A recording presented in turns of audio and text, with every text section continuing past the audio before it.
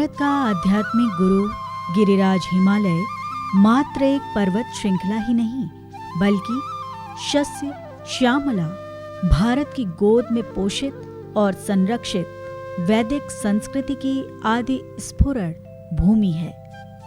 हिमालय की श्वेत धवल पर्वत श्रृंखलाएं उत्तराखंड के कुमाऊं अंचल का गहना है। आध्यात्मिक सुकून की महक लिए हवाएं, पावन नदियां, घने जंगल और भावनाओं से भरे पहाड़ी मनुष्यों ने पुरातन काल से ही चिंतकों, संतों और कलाकारों को आकर्षित किया है। आदि गुरु शंकराचार्य, कालिदास, गुरु नानक, स्वामी विवेकानंद, रोनाल्ड रॉस और उदय शंकर जैसे महापुरुषों ने कर्म, ध्यान और कला की प्रेरणा यहीं से पाई है। इस युग के महामनीषी जिन्होंने भारत के गौरव को विश्व भर में स्थापित किया, उनकी ज्ञान श्रृंखलाएं इसी कुमाऊं आंचल के गिरिपादों से प्रारंभ हुई। जुलाई 1890 में देवभूमि के दिग्दर्शन की इच्छा स्वामी जी के हृदय में हिलोरे ले रही थी।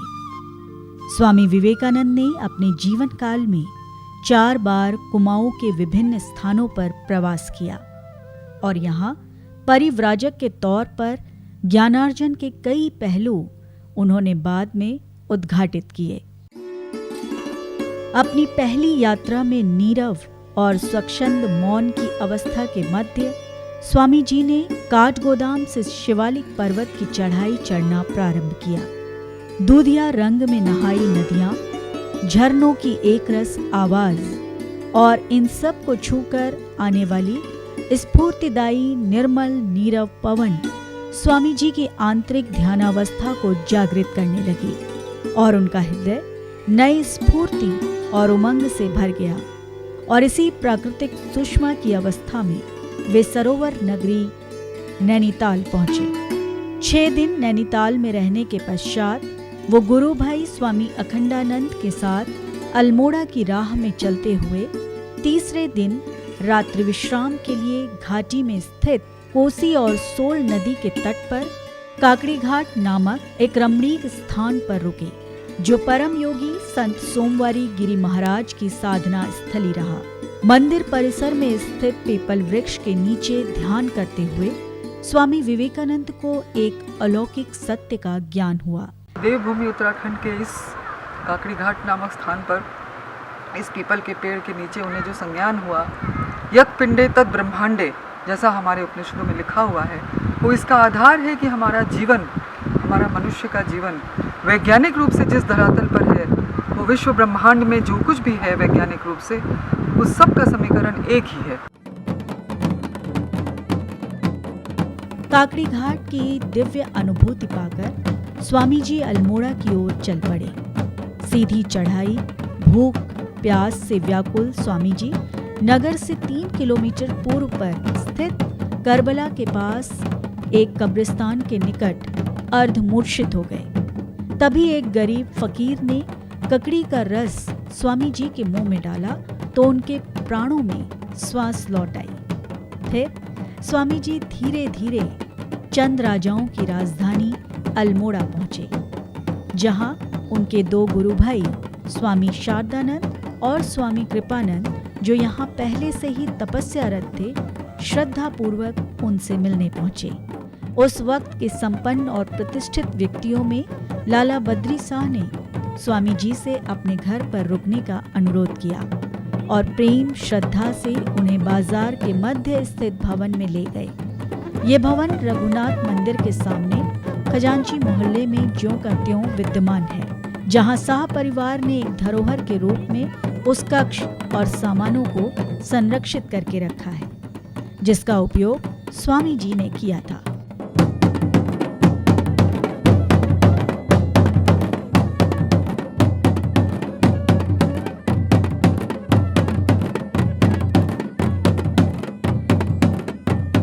अपनी प्रथम यात्रा में स्वामी जी अज्ञात सन्यासी के रूप में एकांत में साधना के लिए आसपास की पहाड़ियों में जाने लगे। एक दिन वे उत्तर की ओर 7 किलोमीटर अल्मोड़ा के शीर्ष पर स्थित कसार देवी पहाड़ी पर माँ दुर्गा के मंदिर, जो चीड़, बाज और बुरांस के सघन वनों से घिरा हुआ है, एक गुफा में ध्यानमग्न हो गए और यहीं उन्हें प्रतीत हुआ कि हिमालय की तरह अचल अटल कोई उनसे कह रहा है, नवयुग के सम्मुख श्री गुरुदेव की वार्ता को पहुंचाना होगा और इससे पूर्व समाधि का प्रयास व्यर्थ है।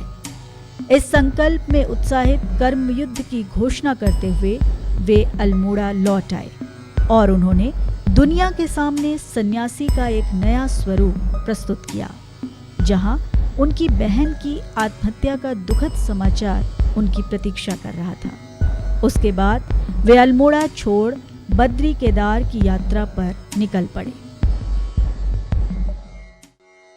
भारत भ्रमण के पश्चात वो पल आया जब स्वामी जी ने अपने ओजपूर्ण भाषण से शिकागो विश्व धर्म सम्मेलन से समूचे विश्व का भारत के प्रति ध्यान आकर्षित किया।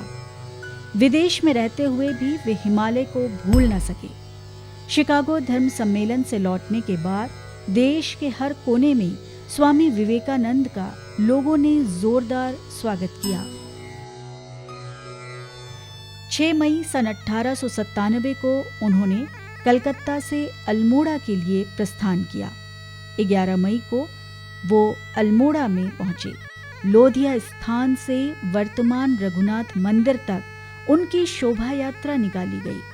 हजारों हजार लोगों ने गुजरती हुई उस शोभा यात्रा में पुष्प अर्पित किए। रघुनाथ मंदिर में आयोजित कार्यक्रम में पंडित ज्वालादत्त जोशी ने हिंदी में स्वागत भाषण पढ़ा। कविवर सुमित्रा नंदन पंत ने इस अनुभूति को शब्दों के माध्यम से कविता का रूप दिया। अपनी दूसरी यात्रा में वे 81 दिन के समय में 47 दिन अल्मोड़ा से कुछ दूरी पर स्थित देवलधार नामक एक मनोहारी स्थान पर ध्यान के लिए भी गए। ये स्थान अब बागेश्वर जनपद में स्थित है। 27 जुलाई सन 1897 को अल्मोड़ा स्थित राजकीय इंटर कॉलेज में स्वामी जी ने स्कूली नौनिहालों और जनमानस को व्याख्यान दिया। इस वक्त एनी बेसेंट, मदन मोहन मालवीय और कुमाऊं केसरी बद्रीदत्त पांडे मौजूद थे। तीसरी यात्रा में वे 17 मई सन 1898 को अपनी पश्चिमी शिष्याओं के साथ अल्मोड़ा पहुंचे और 23 दिन निवास करने के उपरांत 11 जून को वापस लौट आए। यह उनकी अंतिम अल्मोड़ा यात्रा सिद्ध हुई। तत्कालीन थॉमसन हाउस से प्रबुद्ध भारत का प्रकाशन भी किया। उन्होंने इसी थॉमसन हाउस को अपने पहले हिमालय मठ के रूप में प्रयोग किया। ये है सिस्टर निवेदिता कॉटेज, जहां भगनी निवेदिता ने कई दिन गुजारे और स्वामी जी से ज्ञानार्जन प्राप्त किया। आज भी इस भवन के कमरे में उनकी स्मृतियां लाला बद्री शाह के प्रपौत्र गिरीश शाह जी संजोए हुए हैं। इस यात्रा में जहां उन्होंने अपनी शिष्याओं को प्रशिक्षित किया, वहां घंटों अकेले वन में जाकर गहन ध्यान में समय बिताया। एक बार तो वे लगातार 3 दिन यहाँ से कुछ दूर सैया देवी के सघन वन में ध्यानमग्न रहे और उन्हें एक अद्भुत दर्शन हुआ।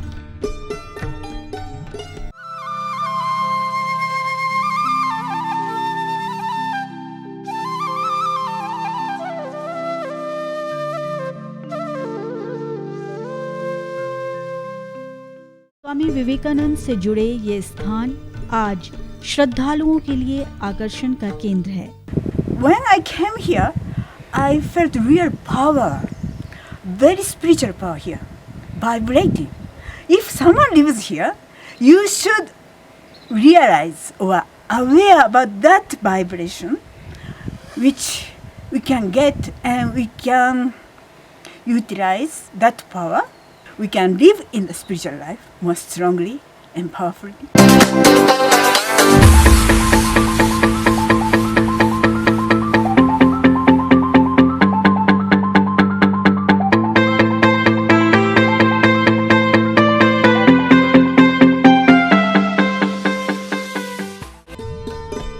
शारदा मठ तुरैयानंद कुटीर, मायावती आश्रम, देउलधार जैसी जगह आज अध्यात्म की प्रेरणा स्रोत है।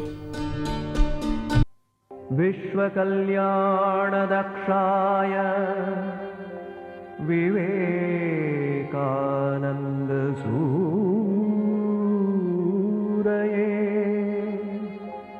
कर्मिणे ज्ञान